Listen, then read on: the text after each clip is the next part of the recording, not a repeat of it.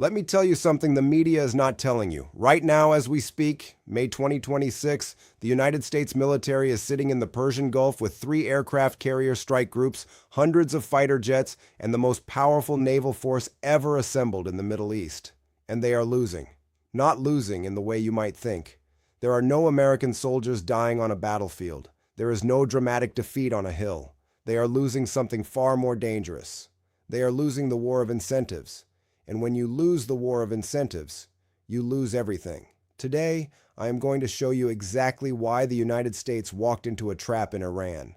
Why that trap was predictable. I told you this in 2024. And most importantly, what happens next. Because what comes next will affect every single person watching this video, whether you live in Washington, London, Dhaka, or Beijing. Stay with me. This is important. Every news channel right now is showing you missiles, drones, warships in the Strait of Hormuz, explosions in Tehran. That is not the war. The real war is not about nuclear weapons. Iran's nuclear program has been used as a justification, not a cause. U.S. intelligence itself confirmed Iran had no functional nuclear weapon and would not have one until 2035 at the earliest. So why are we here? Let me give you the 3 real reasons. Reason number 1, the Strait of Hormuz. 20% of the world's oil passes through this narrow strip of water, a channel barely 33 kilometers wide at its narrowest point. Every day, roughly 17 million barrels of oil move through it. When Iran closed that strait in March 2026, the global economy felt it within 48 hours. Gas prices surged, food prices jumped, shipping costs exploded. Whoever controls the Strait of Hormuz controls the energy supply of the entire modern world. The United States does not want Iran to have that power. That is what this war is about. Reason number 2, the dollar. Oil is priced in US dollars. This is called the petrodollar system, and it is the single most important economic weapon the United States possesses. It is why the dollar remains the world's reserve currency. It is why America can print money and the world still accepts it. Iran, along with Russia and China, has been building alternative trade and payment systems that bypass the dollar. If that succeeds, American economic dominance collapses. Reason number 3, the alliance architecture. Iran is the centerpiece of what analysts call the axis of resistance, a network connecting Tehran, Hezbollah in Lebanon, Hamas in Gaza, the Houthis in Yemen, and proxy forces in Iraq and Syria. This network has, for decades, served as a counterweight to American and Israeli military dominance in the region. Destroying Iran's government was meant to collapse this entire network in one strike. That was the plan. Now let me show you why the plan is failing. In 415 BCE, the city of Athens was at the height of its power, the greatest democracy the ancient world had ever seen, the most powerful navy in the Mediterranean, an economy that was the envy of every rival. And then Athens made a decision that would eventually destroy it. They decided to invade Sicily. Sicily was far from Athens. The terrain was unfamiliar. The locals were hostile. The supply lines were impossibly long. But Athens had power, and power creates a seductive illusion, the illusion that problems can be solved by force.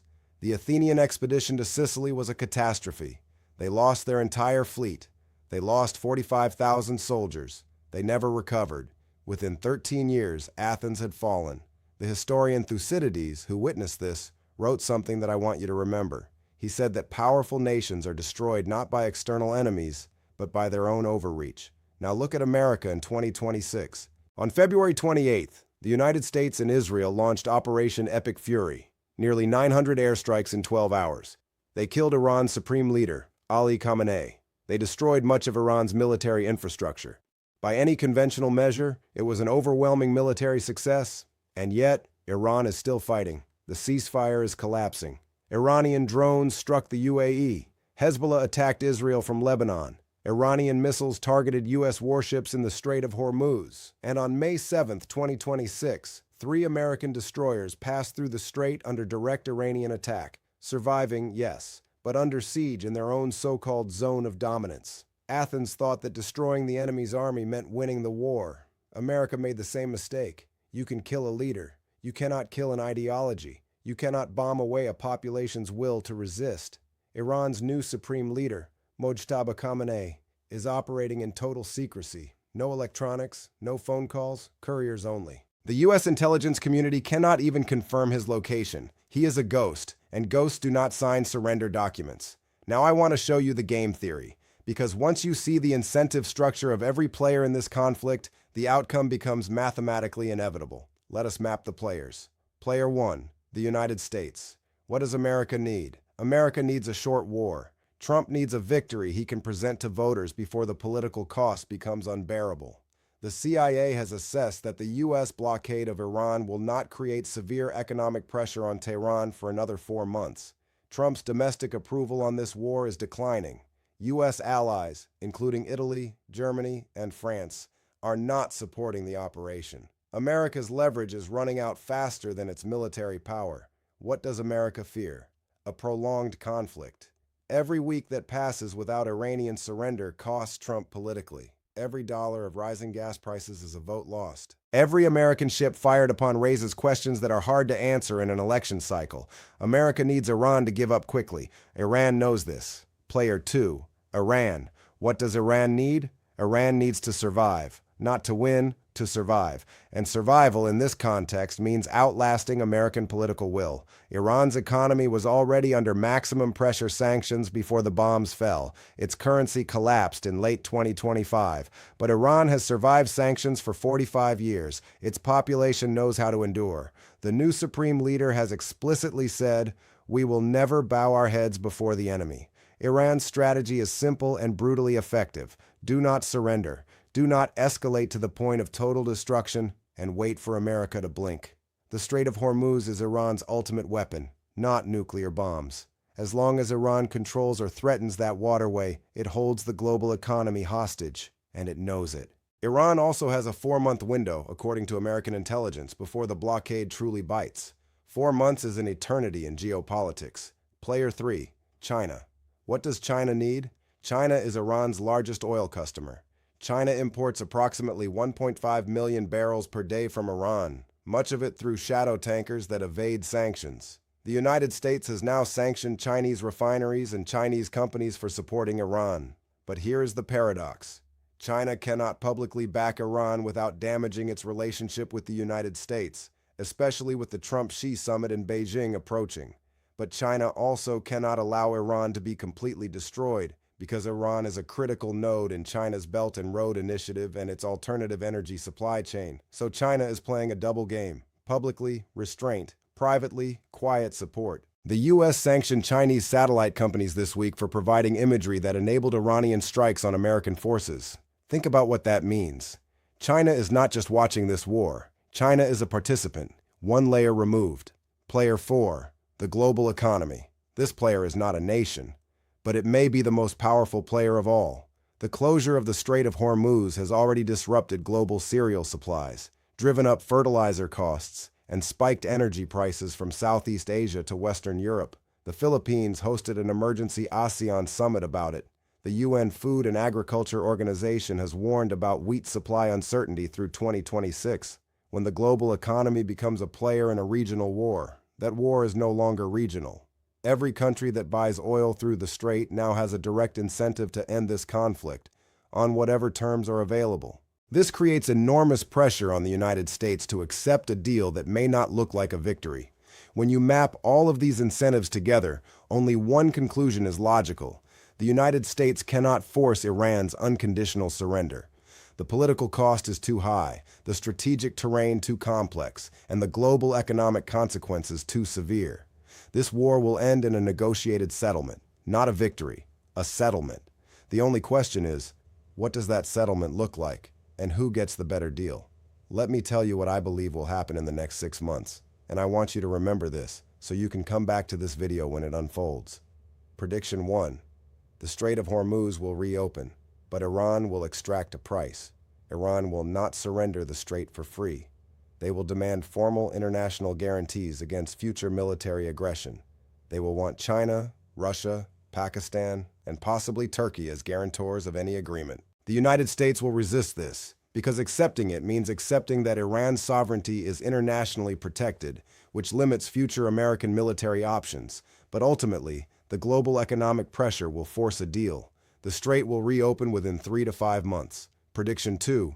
Iran will retain its nuclear hedging capability. The United States has set a red line. Iran cannot have a nuclear weapon. Iran will agree to this publicly, while maintaining the technical infrastructure to build one within a short time frame if threatened again. This is called nuclear hedging, and every serious analyst knows it is Iran's rational strategy. The IAEA cannot verify Iran's current uranium stockpile. Iran has refused inspections of bombed facilities. This ambiguity is intentional. Iran is using nuclear opacity as a deterrent, not a weapon. Prediction 3. The petrodollar will be further weakened by this war. Every country that watched the United States block the Strait of Hormuz, sanction Chinese companies, and threaten Gulf states has received a message. American financial power can be weaponized against you at any time. The response will be quiet but structural. More bilateral trade agreements in non-dollar currencies. More investment in alternative payment systems. The dollar will not collapse overnight, but its slow erosion will accelerate. Prediction 4. This is not the last war. The underlying tensions that produce this conflict, Iran's regional power, Israel's security fears, American hegemony, Chinese rise, have not been resolved. A ceasefire agreement will manage symptoms. It will not cure the disease. Within 5 to 8 years, unless there is a fundamental restructuring of Middle Eastern security architecture, there will be another major confrontation in this region. The historical pattern is clear. Empires that cannot resolve the underlying contradictions of their strategic position do not find peace. They find escalation. You might be watching this from Bangladesh, from Nigeria, from Indonesia, from Malaysia. You might be wondering, what does a war in the Persian Gulf have to do with me? Everything. If you cook with cooking oil, the price is going up because fertilizer moves through the Strait of Hormuz.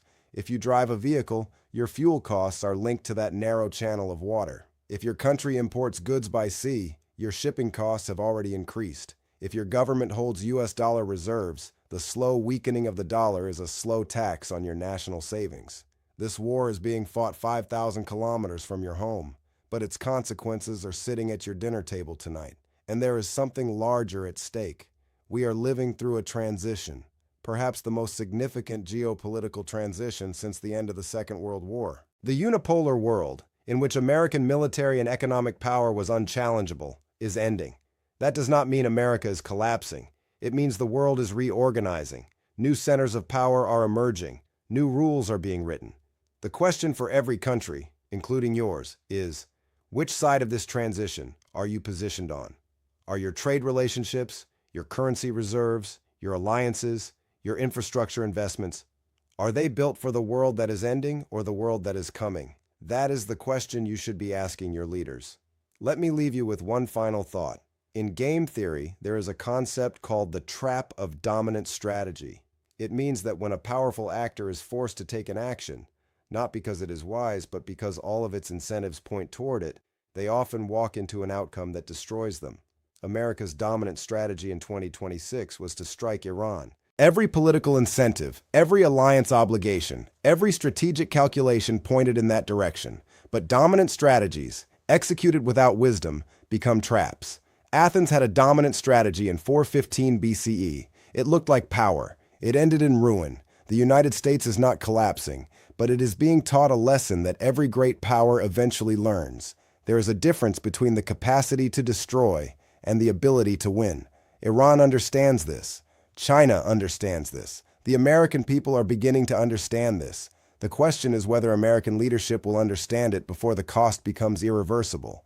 I will continue to watch this closely, and I will bring you the next analysis when the next move is made. If this video gave you a clearer picture of what is actually happening in the world, please share it. The people around you deserve to understand this too. Until next time.